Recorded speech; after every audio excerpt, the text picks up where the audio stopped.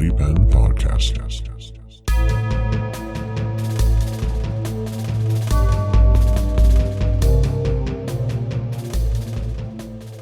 Welcome back to the Mighty Pen Slobcast, me Scrabblers. It's good to be back. I'm Joe Vallen. I write things and I talk at you.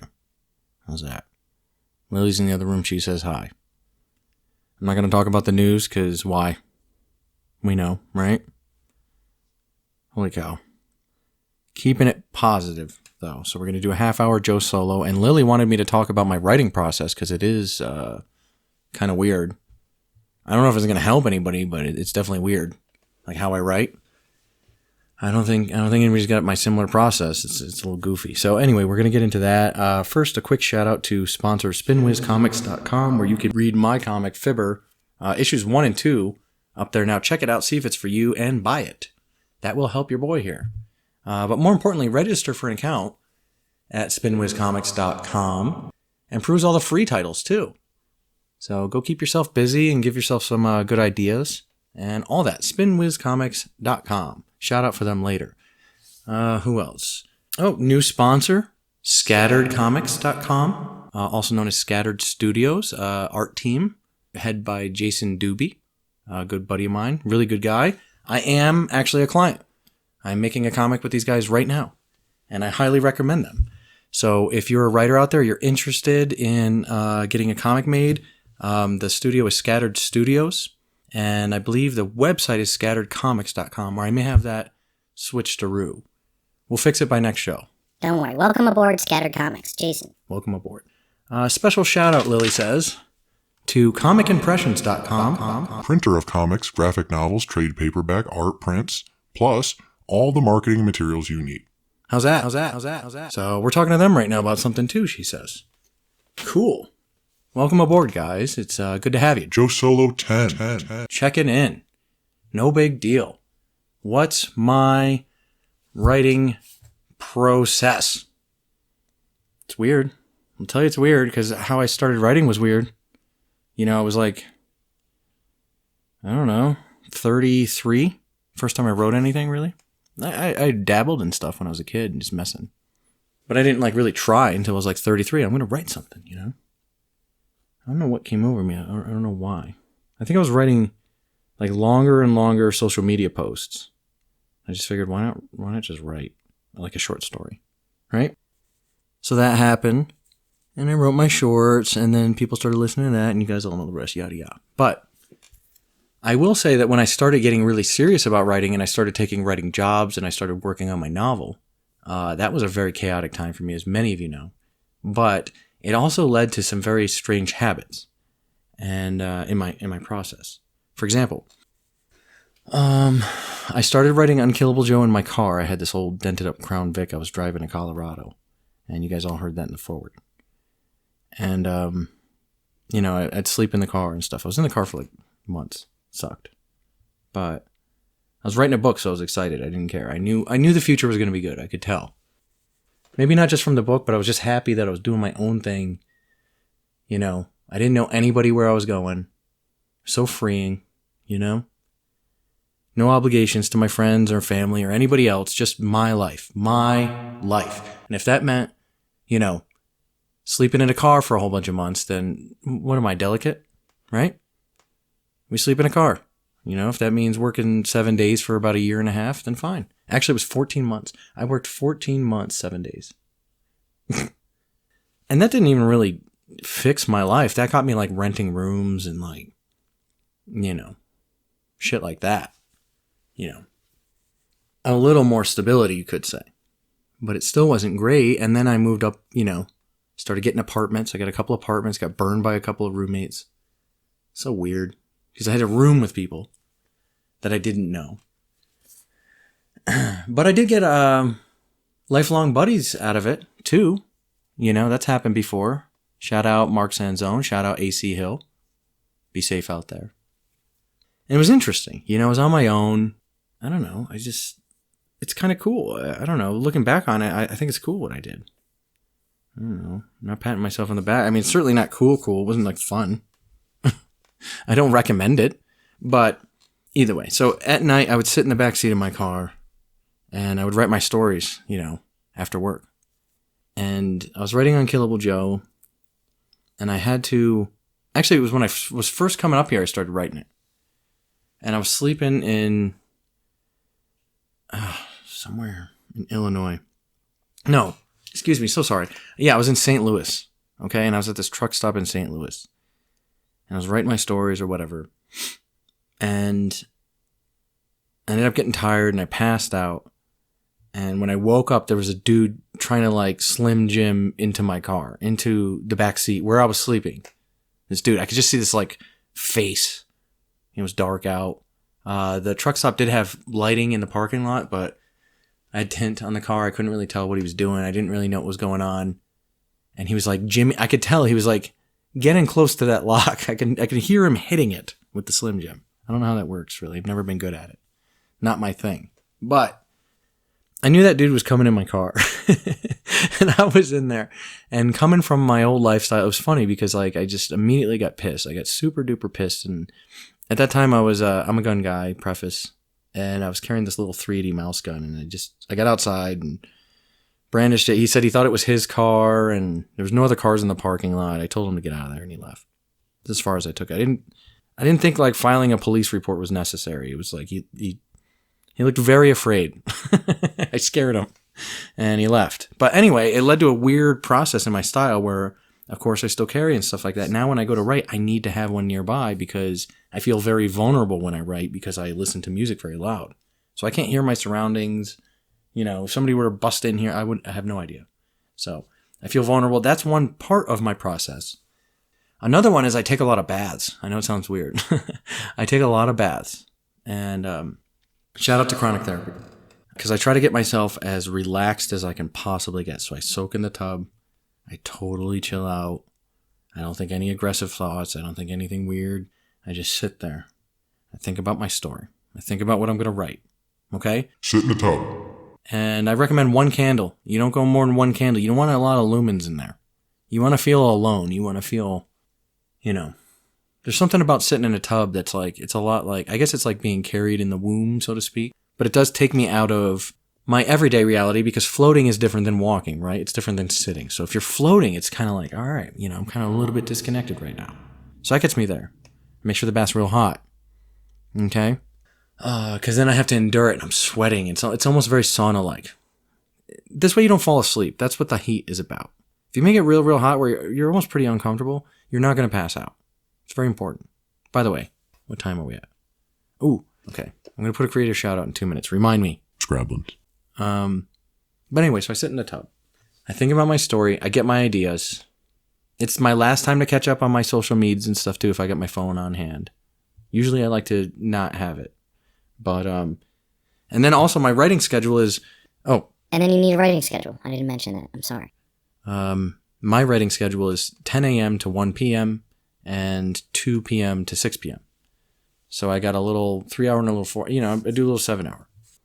And they're not set in stone either. A lot of times I get to session 2 and I'm spent. So what I often do is I start with the novel I'm working on now, and that's my 10 to 1. And then Lily and I have lunch. We discuss the project. If I wrote anything great, I read it to her, you know, get her feedback. You know, we talk a little bit. We watch something dumb. So I laugh because I'm writing a comedy. We watch a lot of comedies now. And that's it. And then I go back into the room and I try to... and then I work out. And then I focus on my booksies. And if I can't do it, and if I'm really burnt, I mean, I've been really, you know, it's crazy how I write. Then I switch over to a script for one of my comics. And actually, in my comics, I'm writing those in screenplay form. So I don't write the panels down. I'm working with Jason Doobie right now of Scattered Studios, and he said... that's fine. He can arrange the panels. He kind of prefers that anyway. And I'm learning how to let go of control a little bit more. These are artists that do this for a living. They want it to look good too. Trust me on that. There's no way they're going to sabotage your project. It's his name on the line too, right? So anyway, shout out, buddy. Good job so far. Shout out to Robert Powers, who's chipping away at Fibber 3 amidst the chaos that is Long Island. Good job, buddy. Doing your thing, selling a house right now. And congratulations. I don't even know if I can say this. Well, just don't play it from R if it's not cool. But for you to hear, congratulations on the new edition of your COVID baby you guys just made. Good job. So, there's people that, have a million kids that really shouldn't.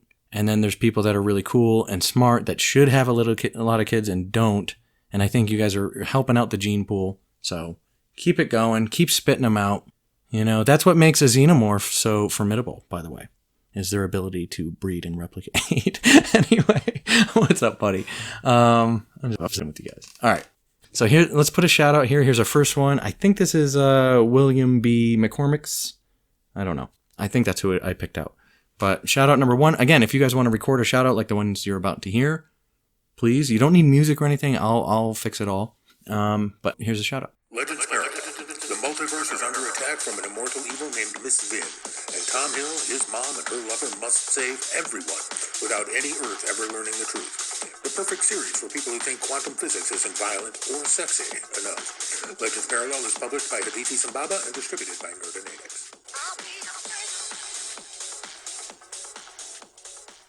Okay. So there's one. That's pretty cool. Let's go ahead and do another one.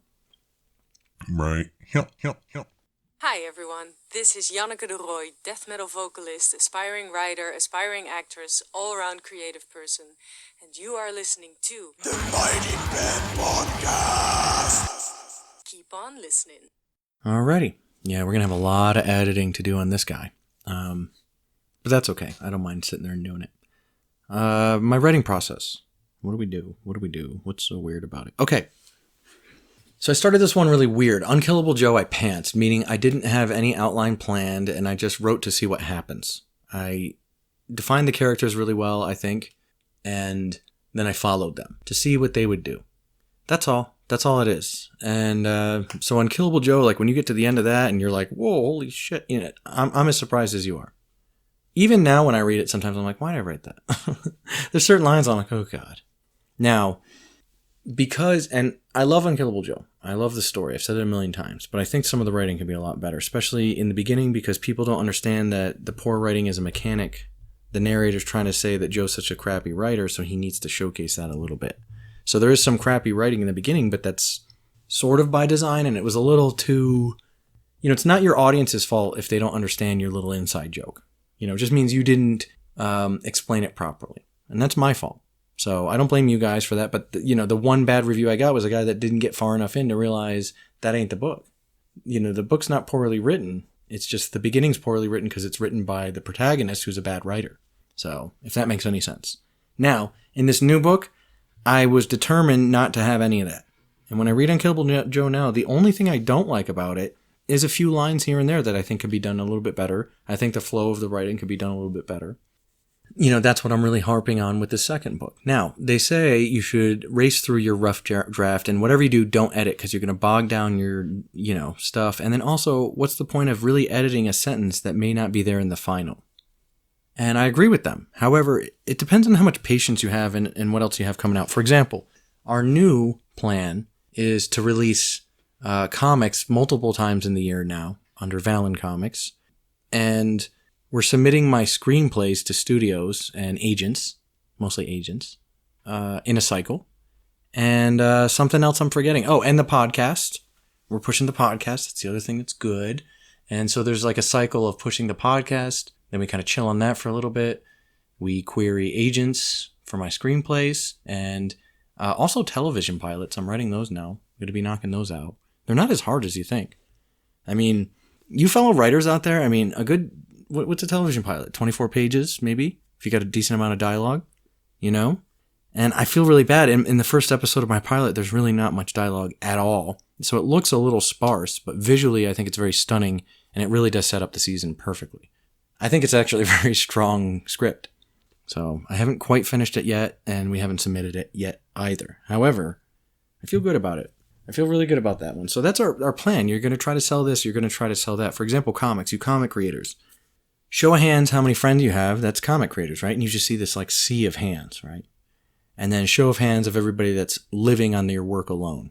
And you just see like all the hands drop but like 4. You know what I mean? No, why is that? Big discrepancy there. So that tells me the industry is real hit and miss. a lot of people going traditional routes it's not really working out for them. A lot of pros feel that they are underpaid for jobs and projects. A lot of new artists feel that people demand too much from them or don't pay enough. A lot of disgruntled soldiers out there in the art community, in the comic side of things especially. And then you got your novelists. And you got two kinds of, authors. You get the kind that's like, I wrote my book because I'm a retired so-and-so, my money's straight, and this is my hobby, my passion. And then you got the other people that are going for it and they want to make a living on it, And the odds are long there too. But mainly they're querying agents, they're trying to get in with certain houses. And even when they do get in, they're disgruntled to find out they got to do a lot of their own promo. They got to tour, they got to book stuff, right? Got to do a lot of stuff. I don't know. We're talking about just trying to own everything that we put out. Maybe.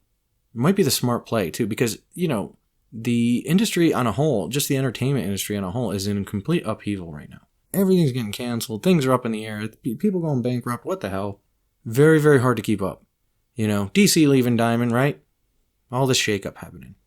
I just think that if you own all your own stuff, you're in a real position to capitalize when things hit. And then not only that, I'm not going to own everything. You know what I mean? We're submitting scripts and screenplays and stuff. Some of those are, with the intent to option, with the intent to produce, perhaps, in the future. I don't know. I don't know which way we want to go with that. The point is I'm trying to branch out in as many different ways as possible. Marketing, business, brand-wise, right? Podcasts, all this other stuff. This is what I recommend for you guys. Stop worrying about cons. They're not coming back. They're not coming. And even when they come back, it's like, I hope I'm wrong, but if the numbers get really bad again, you know what I'm talking about? It's going to cons are going to die. It's going to be weird anyway. The industry has already shifted. People have already made that leap. Your fast-moving creators have moved quickly to something else. They're either rocking their commissions out left and right, or they're building up, or they're siding up with studios, Scattered comics. There you go. Hit up Jason Doobie if you're an artist looking for work. I'm sure he can put you to work if you got the chops and you can work, but keep in mind, most of his team's been with him for a very long time. So if he doesn't get the inkling you're going to stick, he may not mess with you, So no guarantees there. But I'm just saying, there's stuff like that you can do. And you can get that steady work. Because there's a trillion writers like me right now that are hiring these teams. Going, hey man, I got to get all these comics out. Because for me, I can't make money until I get things out. That's why right now, I don't want to, Rob, I don't want to harass you. That's not what I'm doing. But I do want to motivate you. Because I got to get them. Going on February 3, he's selling a house. Got another kid comment. Crazy. I totally get it. That being said, it's very hard to sell 2 issues of something. So I got to get Rob done with 3. And then issues 1, 2, and 3 of Fibber plus extra content will be the graphic novel. Bam, hitting you. And then I think I can help my boy out quite a bit more. So that's why I motivate people. I want it done. And I want to bother them though. So take your time, brother. Whenever you're ready. You're not going to create good stuff when you're stressed. And there's nothing you can do about that. That being said, I've fallen into a very comfortable, work schedule. And I've been knocking stuff out left and right. This is decent productivity. I'm waking back up. I feel good. And I think a lot of you guys out there that are depressed or in bad situations, keep in mind the beginning of this JoeSolo 10, right?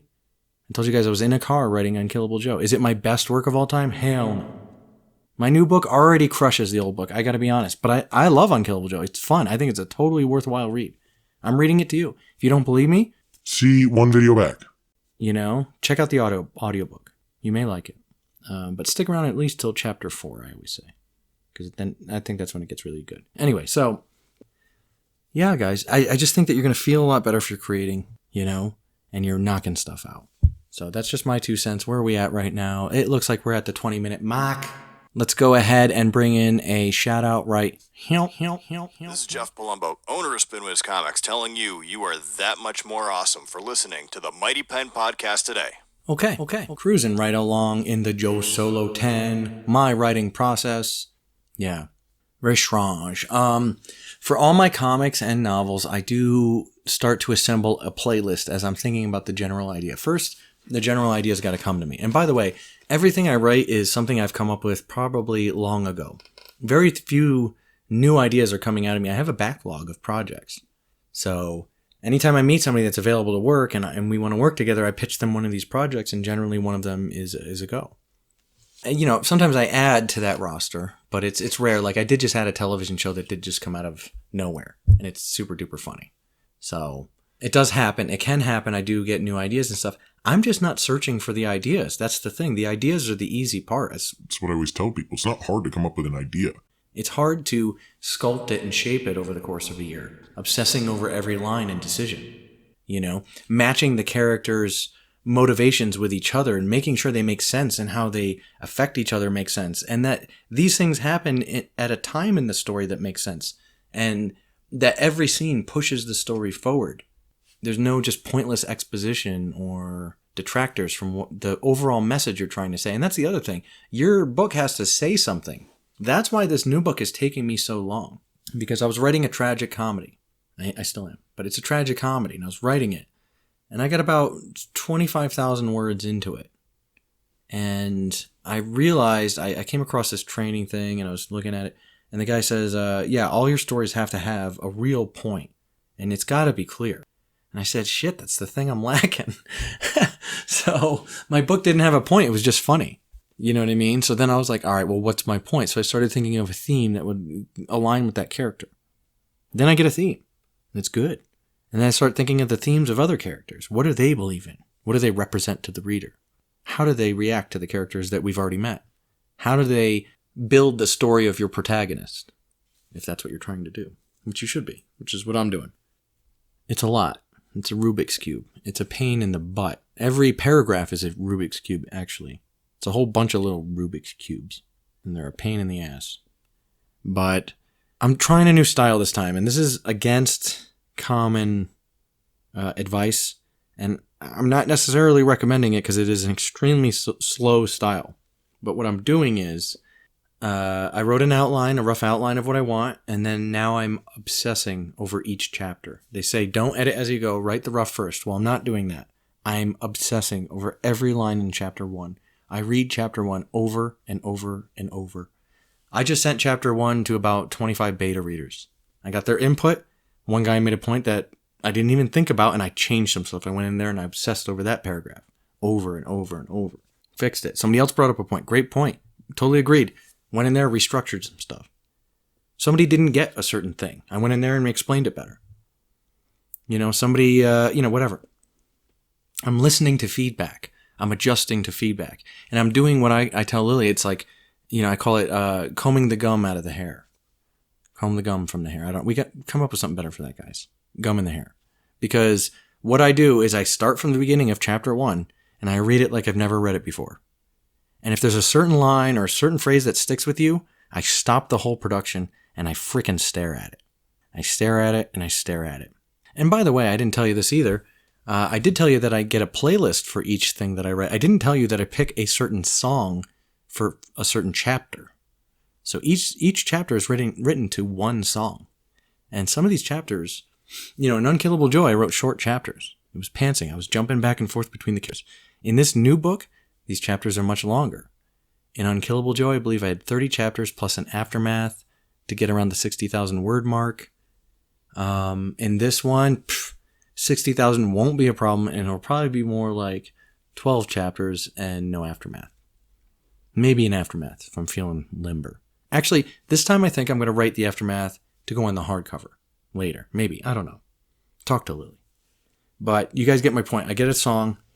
I find that song that I want. I get it on repeat. I get a lot of people saying, no, I can't listen to anything with lyrics because it'll throw me off. That's why I put it on repeat. After you've heard the song 50 times, you don't even hear the lyrics anymore. You don't think about it. And those lyrics actually help create a theme that you weave subconsciously into what you're writing. It does work. It's cool. It's like a little trickaroo. Give it a shot.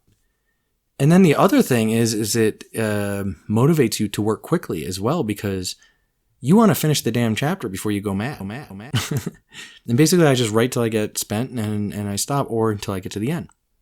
Chapter 1 is amazing now. It's so amazing. I can see it's like finished. It's so finished and polished. I went over it like 30 times. I sent it out to beta readers. It's amazing. Chapter 2, bit of a mess at the end, but the first half, incredible. Just really crisp writing. I know this is going to be the best thing I've ever written. I can already tell by the first 2 chapters and where I want to go with the whole story. It's extremely powerful. All the characters' motivations make sense. to them, and they're clearly defined. How they interact with each other is very clear. The stakes are very clear. I'm very proud of this next novel. I am. And it started from such a goofy, dumb story. So, and I'm going to take as much time as needed, guys. Because Unkillable Joe, I rushed through that as a pantser, and I released it to announce to everybody, hey, I'm a real writer. I can put in the work. And I can release something. And I can sell it, and it can sell well. Right? Now, I don't care about that. Now I'm like, I can write something that's going to completely remove you from this reality, even more so, even more intensely than the last one. Because I do get some good feedback on Unkillable Joe as far as I did manage to activate the imagination center of the brain pretty well there from my feedback. I actually had one guy recently, he hit me up and he said that he had reviewed Unkillable Joe, and I think he didn't give me a bad review. I think he gave me like a 3 out of 5 or something like that. But he hit me up and said, I screwed up on that. Because he had been walking around going, I'm thinking about these characters still. I guess, according to him. I'm going to give him a proper shout out next time. He's going to do a creator shout out. We're going to do a real thing for him. But anyway, he said, he'd read it. He gave it a 3-star. He kind of thought, it was okay, whatever. He kind of rushed through it. And as he's been going about his life, he keeps thinking about these characters, one in particular, where he ended up having to go back and reread it. And he really liked it that time. And I'm very proud of that because I did include a lot of things that you only catch on a reread. And I do that all the time. In this new book, you can read this new book 3-4 times and see new stuff. And some things are meant to slip under the radar the first time. They're foreshadowing for what's to come, too, even. So you gotta have an eagle eye when you read my new stuff. When you read my old stuff, you gotta have a lazy eye. You gotta just kind of dim your brain a little and give me some slack, because I didn't know what I was doing. It came out great. I'm not making excuses. I love it. And I especially love the cover, and it looks sharp. I'm very proud of our first offering. That being said, I can't believe how much I've grown.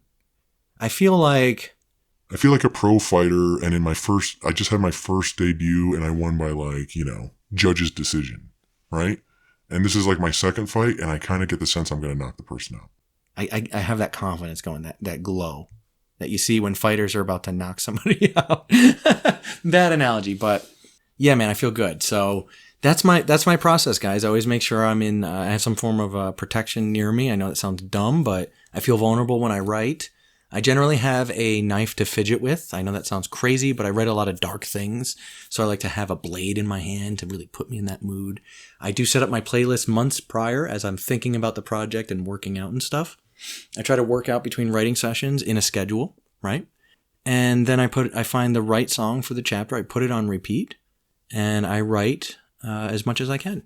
And I comb the gum. There you go. Comb the gum. That's what I'm doing this time. I may switch it up for book number 3. So we may try a different process and see which one works best. But right now, I can say that this is the slowest I've ever gone. It is the biggest pain in the butt I've ever done. It is so annoying. But I know it's my best writing ever. So how could I complain that it was so much harder and weirder and slower? I don't mind doing this obsessive editing. And even if I obsessively edit a sentence and end up deleting it later, fine.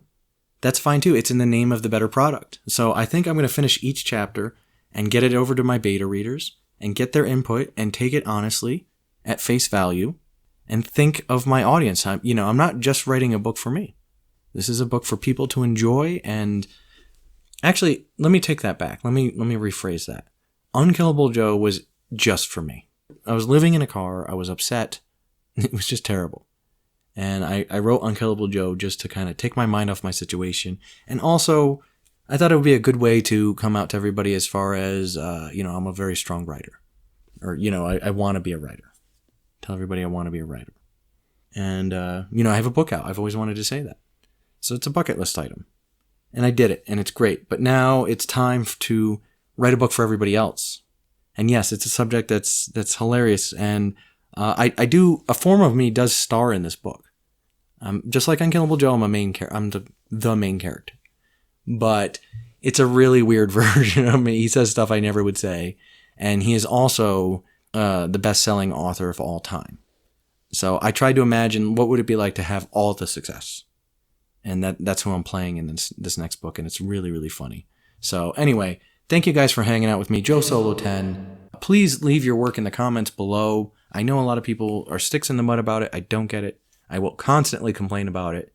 until I'm blue in the face, or you start doing it. Shout out to new friends, that we've been meeting lately. Shout out to everybody out there that's been fighting the good fight and getting through this thing together and creating the change the world desperately needs. I'm not going to harp about it. I'm going to keep this channel about the work.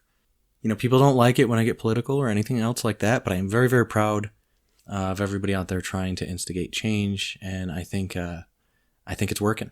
So anyway, all right, guys, you keep reading them. You Scribblers out there, if you need anything, remember Lily's a book shepherd. Contact her. She can help you through your books. We also have labels.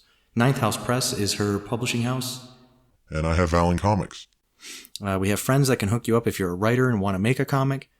Scattered Studios can help you out. If you are a comic creator that has a comic and you want it featured on a new platform, hit up Jeff Palumbo at spinwizcomics.com about getting your comic up on his platform. That's about it, guys. So I'm going to dip out, finish my smoothie, and I'll catch you next time on the Mighty Pen Podcast.